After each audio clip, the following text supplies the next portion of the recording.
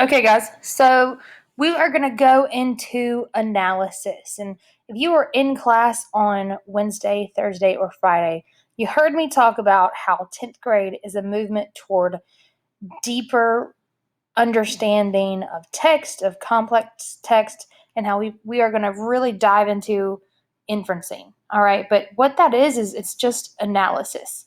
So what we're going to do is we're going to go through this slideshow.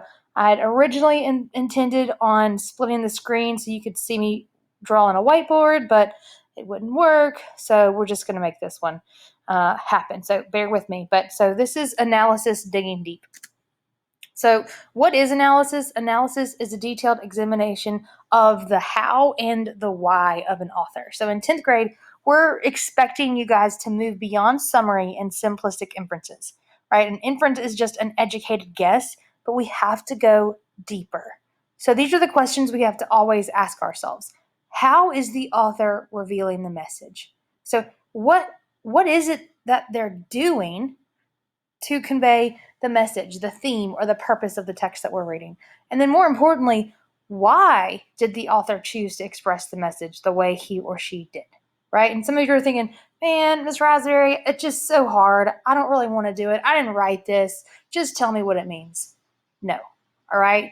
You guys are sophomores, you're 10th graders. You are ready to figure these things out by yourself. And I'm going to give you those tools. All right? You just got to hang in there with me, and you're going to be better readers and better writers after this year. So if you are taking notes, and you don't have to, but remember, I asked that you get a binder or you get a 5-subject notebook, and you have those 5 sections: poetry, prose, rhetoric, argument, and grammar, and vocabulary. This is poetry, all right? And if you would write this down, memorize it, do something to make sure you understand this concept. Words create patterns, and patterns create meaning. Our job as readers are to find the little nuggets that authors leave that connect to one another, and those are the patterns, and we have to make sense of those patterns. And once we figure out the pattern, we can figure out what the whole thing is talking about. We can go beyond the literal, all right? So words create patterns, and patterns create meaning. Learn that mantra. It's a motto. It should be what you live by in this class, okay? Words create patterns, and patterns create meaning. So let's put this to the test. This is a poem by Yediah, and it's about the historical context of our English 10 class. So let's see if you can figure out what it is that this is about. So, once a shiny nation was established across the sea, smelted out of blood and sweat to guarantee all men be free. Escaping religious tyranny, they traveled to a new land so that their future generations could worship the God you know.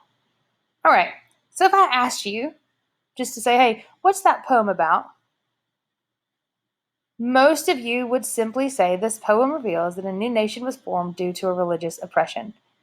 Okay, that's fine. That's a fine answer. There's nothing fantastic about it, but it does the minimum job. So what I'm going to teach you to do is called a bubble map. And a bubble map is simply a way for you to write out your thinking.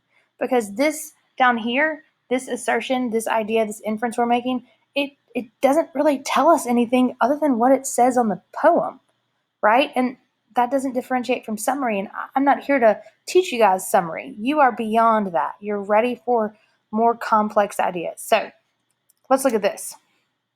You have to ask yourself, how did you know that the poem was about a new nation forming because of religious oppression?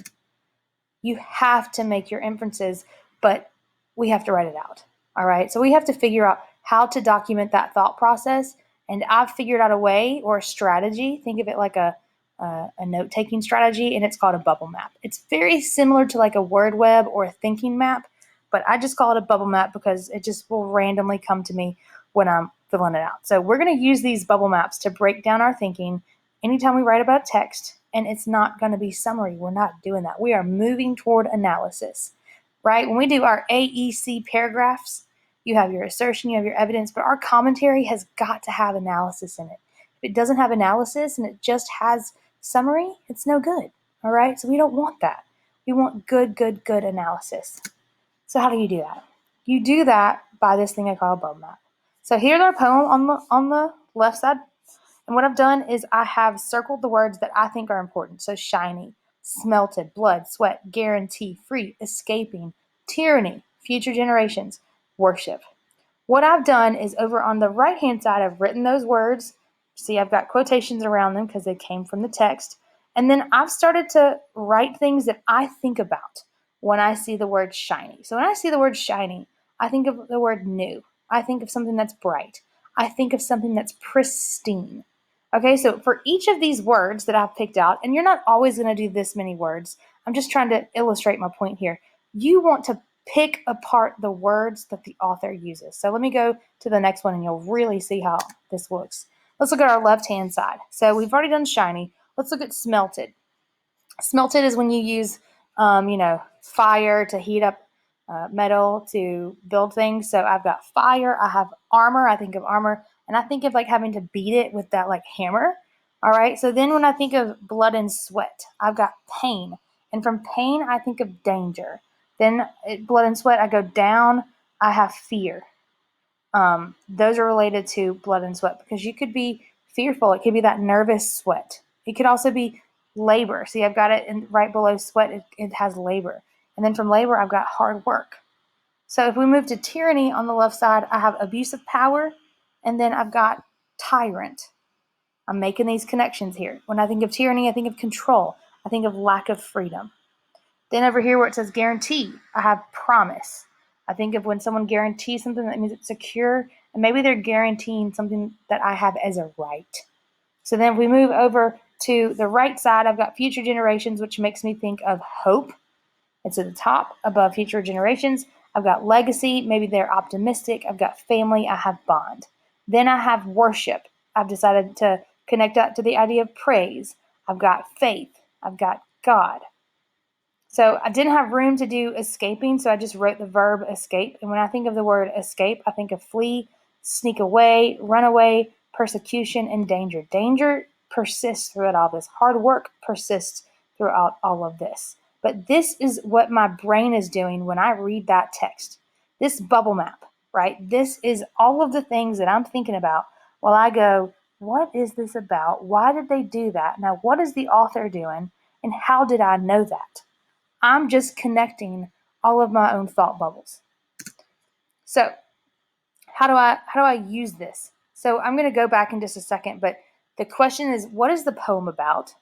Well, we know that it's the Pilgrims because we can make an inference about the establishing of America. And I have the Pilgrims, comma, fleeing from religious persecution, comma, sought to build a new land where their religious rights were secure to praise God.